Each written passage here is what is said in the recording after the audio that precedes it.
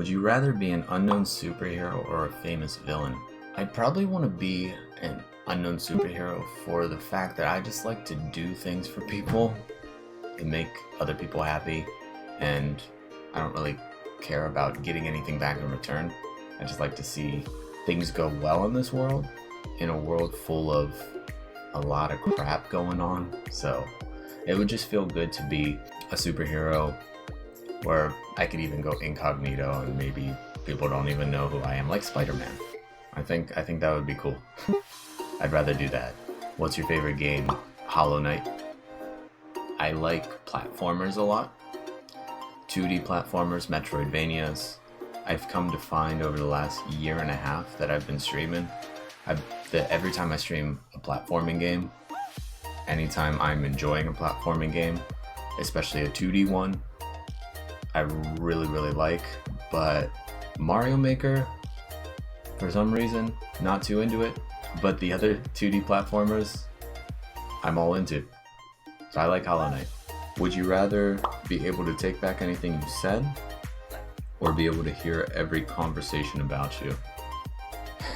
If it came down to it, I'd rather take back anything that I said, simply for the fact that I consider myself a pretty personal and pretty private person.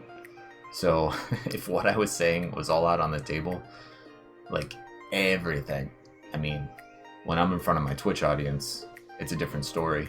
If everything was out on the table, I'm sure I wouldn't feel terrible about it. At the same time, I'd probably feel really anxious about everything that was being said, because I like to have my behind closed doors time where it's just, my thoughts and me.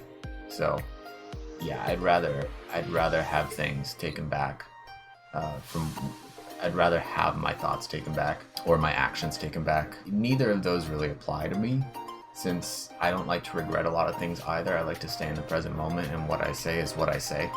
And that's like my ideas and thoughts being drawn out, and I said it and I did it for a reason. So neither really apply. However, that's probably the one that I would pick. What game have you spent the most hours on? That's an easy one. Super Smash Brothers. I used to be a competitor, as you know, and spent 5 years of my life playing competitively, and I still play Smash Ultimate, which 2 years later, so that's a total of 7 years in the Super Smash Brothers series. And even before then, I would play Melee with my brother growing up, and I don't know, I'd probably have thousands upon thousands of hours, which is way more than I can say for any game. Have you ever pretended to be sick to get out of something so you could play a game? Oh man, this would date back to probably my high school days, because I used to play a lot of games in high school. I skipped school a couple of times to play Melee, Super Smash Brothers Melee. Sometimes I would sneak out of my bed at night and play the PlayStation 2 while my mom and dad were upstairs sleeping and they couldn't hear a thing. So I remember going downstairs and playing WWE, SmackDown, and like games with my brother. We would play Madden, NFL. We would play the Sega Genesis, and we would like sneak around. So I wouldn't call in sick ever, except that one day that I skipped school to play Melee. But I'd say, yeah, that's it. I would pretend I was asleep and then go downstairs and play the heck out of video games all night. Which is the best console? Personally, I don't really believe in worst or best. I think those terms are very perceptive based off of person-to-person basis. So best and worst is sort of irrelevant to me. But what I feel is my favorite console has always been Sony PlayStation, because it's what I grew up with, and it's sort of like within who I am. It sort of defines me as a system. If I could, if I had to pick a system at that, it would be Sony. It would be Sony, because I just simply grew up with it, playing with my cousins on the Sony PlayStation 1, the whole way up to PlayStation 2, PlayStation 3, PlayStation 4, and now the PlayStation 5 that just came out, which I didn't get yet. but I can't wait to get my hands on it because I've always just been a Sony person. Best or worst, irrelevant. I mean, Microsoft has its things. Microsoft has its advantages. Xbox. Sony has its advantages. PlayStation. PC definitely has its advantages. And to be honest, I think PC might even surpass Sony in a lot of ways. But I grew up with Sony, so I'm going to say Sony. Would you rather jump out of a moving car or go over Niagara Falls in a barrel? Depends how fast the car is going. Definitely, I don't care how fast the car was going. I'd rather jump out of a car. If the car was... Let's assume the car was going 150 miles per hour. Like, that's how drastic it is to me to go down Niagara Falls in a barrel. So if that doesn't explain it to you, I'd rather jump out of a 150 mile per hour car than go down Niagara Falls in a barrel. I'm just like, it's probably just my fear of water too. I've always been afraid of the mysterious nature of the ocean and the lake and the rivers and whatnot, so it's probably just my mysterious fear of water. I would rather jump out of a car, no matter how fast it was going. Would you rather be able to see your own future or be able to see everyone's future but your own? I wouldn't want to see my future. And the reason that my future is sort of laid out for me in a way, but I choose the paths to get there. So really, like, my end future, I believe fate has already sort of sealed that for me, but getting there is like the fun part about it. So I wouldn't want to see sort of the process of how I get there. I like my process of how I get there, and I've liked it up until this point. So no, I would not want to see my future. Yeah, I'd like to see everyone else's future, because that way I can hold that information in if I wanted to, or I can release that information to that person and possibly better or ruin their life depending on what their future holds. But yeah, I'd rather see their future for sure. For sure. Do you prefer multiplayer or go solo? It's a good one. I'd probably rather go solo and play solo games. However, if I have someone who wants to play multiplayer with me, like, I probably won't go out of my way. And this is why I'd probably go solo, because I probably wouldn't go out of my way to ask someone to play a multiplayer game with me a lot of the times. But if someone asked me to play a multiplayer game, I'd be like, heck yeah. You know, Super Smash Brothers, Call of Duty, like, those games are really fun with friends.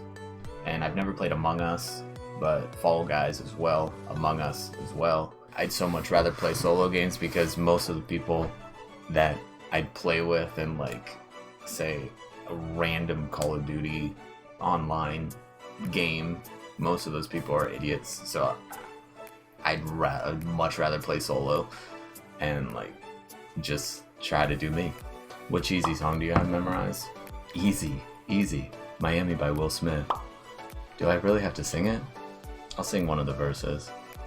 Here I am in the place where I come let go of Miami, the bass and the sunset low, every day like a Mardi Gras, everybody party all day, no work, all play okay. So we sip a little something like the rest is spill, me and Charlie at the bar, running up a high bill, nothing less than ill, when we dress to kill. Every time the ladies pass, they be like, hi Will, can y'all feel me? All ages and races, real sweet faces, every different nation, Spanish, Asian, Indian, Jamaican, black, white, Cuban, Asian. I only came for 2 days of playing, but every time I come I always wind up staying. There's the type of town I could spend a few days in Miami, the city that keeps the roof blazing. I know a lot of, like, cheesy songs like that, but that's probably the cheesiest one that I know, because I like to rap a lot too, so I tend to do that from time to time, and I actually have some YouTube raps, so yeah, that's pretty much it. I don't have Miami though, by Will Smith on there, but I don't think I would do that because it is too cheesy. What was your longest stream?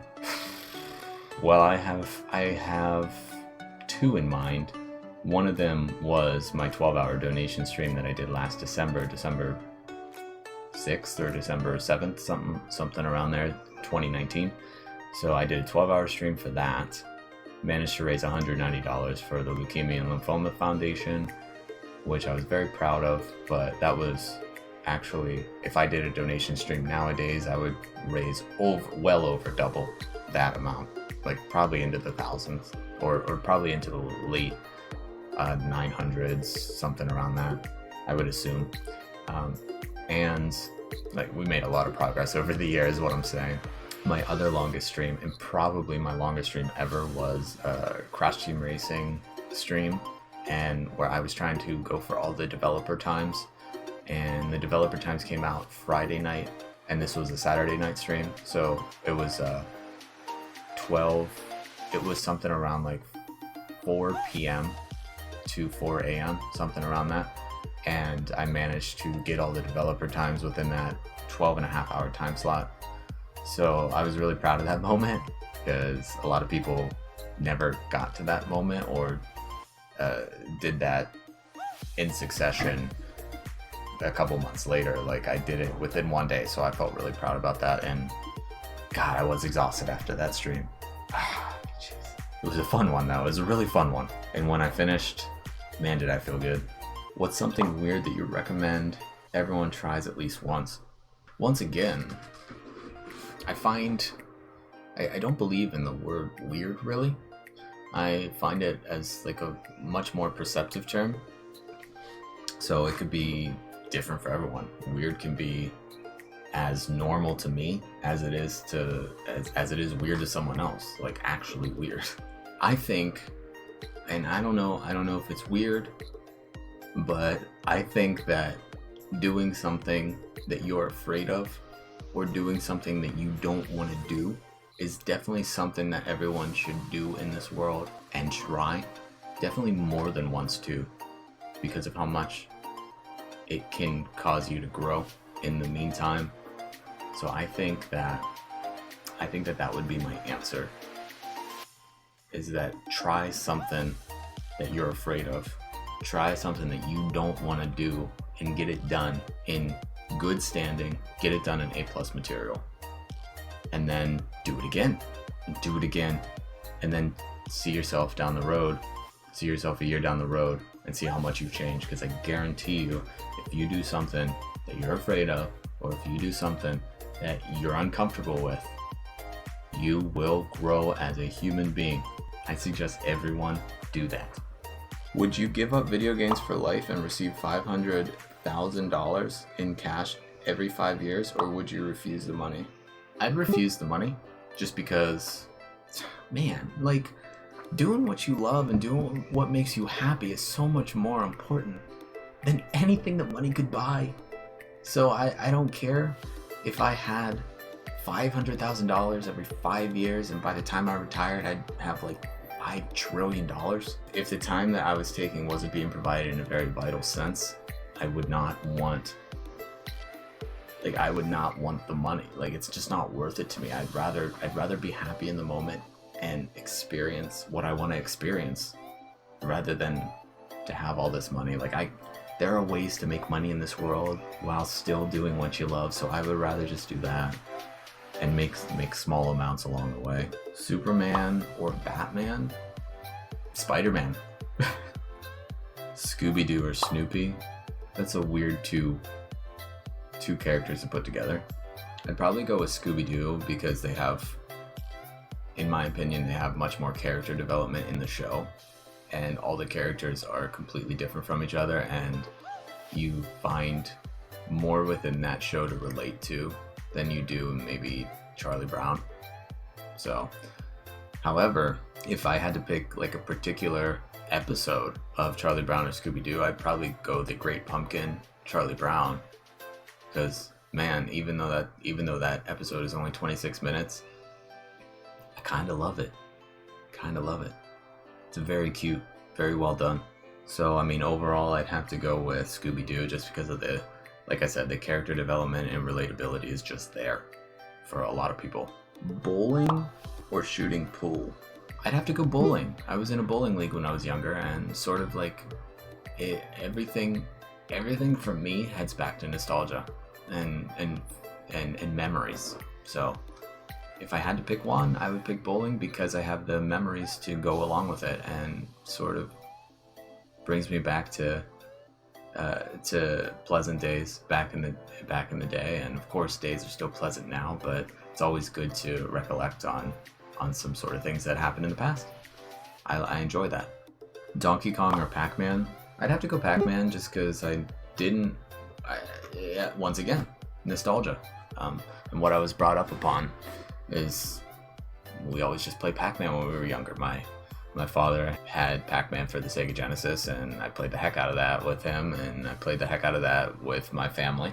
And sort of, we never played a lot of Donkey Kong. I played some Donkey Kong. I played a Donkey Kong game on my Game Boy, but I honestly never felt really connected to it. I felt connected to Pac Man because it was, once again, connected to family and connected to like just growing up. Like, I played that a lot, so I'd have to go Pac Man. Call or text? Text, definitely. Like, don't call me. Like, just text me. It's so simple. If it's a one-word thing and I get a call from it, I'm gonna get mad. I'm gonna get angry. Just text me. Just text me. It's so simple. Snowball or water balloon fight? Water balloon fight, because I don't like the snow and I don't like the cold. So I'd rather for it to be warm and for us to throw water at each other than for it to be cold and for us to throw water at each other. So yeah. What or who got you into video games in the first place? Probably my father. Probably. Used to play NASCAR, Tomb Raider, but also, apart from my dad, it was probably just the rest of my family, like my cousins and stuff. We would go over their house every day. We would go over the house once a month, and they would come to our house once a month too. So we would do basically twice a month, where we would go to their house, they would come to our house, and we would just literally play video games all night, and it felt really good, and we had a lot of fun. And that's sort of how we bonded as